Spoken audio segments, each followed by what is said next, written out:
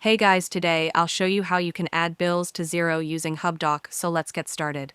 Hubdoc is an amazing tool that automates data entry by fetching and processing documents and sending them directly to Xero. First, you need to ensure Hubdoc is connected and fully integrated with your Xero organization. If it's not, you'll need to link the two apps through your Xero settings under the Connected Apps menu.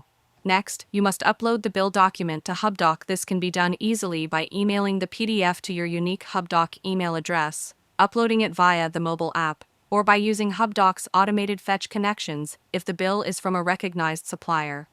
Once uploaded, Hubdoc's powerful optical character recognition (OCR) technology automatically extracts the key data from the bill, including the supplier name, invoice date, due date, and total amount.